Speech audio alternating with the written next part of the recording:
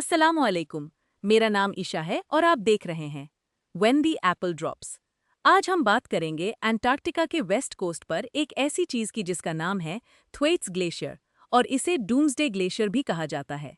ये ग्लेशियर अर्थ के फ्यूचर के लिए शायद किसी भी दूसरी चीज से ज्यादा अहम है, क्योंकि ये लोकेशन, वल्नरेबिलिटी और चेन रिएक्शन पोटेंशियल का परफेक्ट कॉम्बिनेशन है। अगर ये ग्लेशियर टूट गया तो सी लेवल 3 मीटर से ज्यादा बढ़ सकती है और न्यूयॉर्क से मायामी तक, लंदन तक सिटीज पानी में डूब जाएंगी। तो पहले समझते हैं ये ग्लेशियर कितना बड़ा है। ऑपरेशन हाई जंप के दौरान 1945 में यूएस नेवी ने अंटार्कटिका के ऊपर से एरियल फोटोज लिए थे और तभी पहली बार थ्वेट्स ग्लेशियर को आइडेंटिफाई किया गया था। ये ग्लेशियर लगभग 1 किलोमीटर ऊंचा है, यानी ये बुर्ज खलीफा से भी 172 मीटर्स ऊंचा है, या आपके फेवरेट आईफिल टावर के आधे जितना। और विड्थ की बात करें तो ये 120 किलोमीटर्स चौड़ा है, जिसकी एरिया 192,000 स्क्वायर किलोमीटर्स है। ये वेस्ट एंटार्क्टिक आइस शीट का हिस्सा है, जो टेक्सास से लगभग 3 गुना बड़ा है। लेकिन बात सिर्फ साइज की नहीं है। थ्वेट्स ग्लेशियर पहले से हर साल लगभग 50 बिलियन टन्स आइस खो रहा है, जो ग्लोबल सी लेवल राइज का 4% है। ये खतरनाक तो है, लेकिन अभी डूम्सडे लेवल नहीं। असली खतरा ये है कि ये glacier West Antarctic ice sheet के लिए एक प्लग की तरह काम करता है। अगर ये टूट गया तो गर्म पानी अंदर तक घुस जाएगा और पूरा आइस शीट कोलैप्स हो सकता है।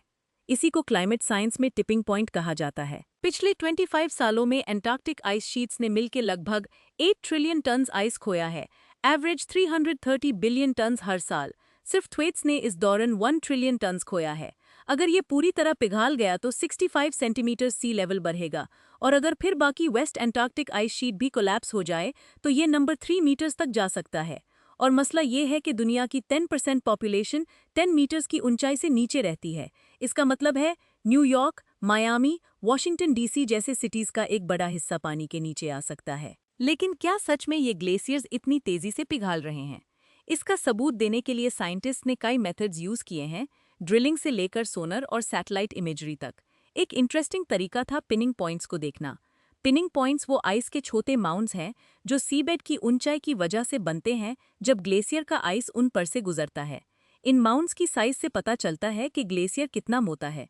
अगर हम 1972 और 2022 की सेम एरिया की इमेजेस कंपेयर करें तो हम देखते हैं कि ज़्यादातर पिनिंग पॉइंट श्रिंक हो रहे हैं। आइस शेल्फ से जो आइस खोया वो चिंता की बात है, लेकिन असली खतरा ग्राउंडिंग लाइन के पास है। वो जगह जहां आइस सीबेड को टच करता है। सी फ्लोर की डाउनवर्ड स्लोप की वजह से ये ग्राउंडिंग लाइन पीछे हटी जा रही है और गर्म पानी अंदर घुस रहा है। 1992 से अब तक ये ग्राउंडिंग लाइन 14 किलोमीटर्स पीछे हटी है, जो लगभग 9 माइल्स है। साइंटिस्ट ने थॉर प्रोजेक्ट के दौरान इन ग्राउंडिंग लाइन मूवमेंट्स की रिब्स भी डिस्कवर की हैं, वो इंप्रेशंस जो सी फ्लोर पर छोड़ी गई हैं। कुछ जगह पर यह grounding line 2 kilometres per year की स्पीड से पीछे हट रही है। इस मिस्ट्री को समझने के लिए साइंटिस्ट ने थ्वेट्स के नीचे एक रोबोट भेजा जिसका नाम है आइसफिन, यानी ग्लेशियल स्टडी का स्विस आर्मी नाइफ। ये टॉर्पीडो जैसा रोबोट एक हॉट वाटर ड्रिल से बनाए गए 600 मीटर्स गहरे होल के जरिए नीचे उतारकर ओशन की टेम्परेचर, सैलिनिटी, डिसॉल्व्ड ऑक्सीजन सब मेजर करता है और हाई रेजोल्यूशन इमेजरी लेता है। लेकिन जब डेटा आया तो साइंटिस्ट हैरान रह गए, क्योंकि मॉडल प्रिडिक्शन के उलट आइस शीट का बेस उतना नहीं पिघल रहा था जितना सोचा था। इसका मतलब है कि ग्लेशियल ब्रेकअप मॉडल प्रिडिक्शन से काफी तेज चल रहा था। इसका सबब डेंसिटी स्ट्रैटिफिकेशन है। आइस के पिघलने से जो कोल्ड फ्रेश वाटर रिलीज होता है वो नीचे के वार्म सॉल्टी वाटर से कम डेंस होता है, तो वो ऊपर ही रहता है। मतलब पानी में कोल्ड लेयर ऊपर और गर्म लेयर नीचे, बिल्कुल उल्टा। टाइड्स की टर्बुलेंस इस मिक्स को तोड़ना चाहिए थी, लेकिन थ्वेट्स के नीचे करंट्स अनएक्सपेक्टेडली स्लो है। हम अभी तक नहीं जानते क्यों।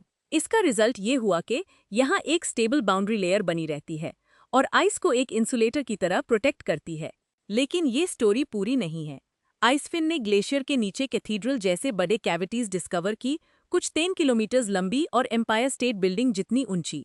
ये कैविटीज तब बनती हैं जब वार्म वाटर का मिक्सिंग होता है।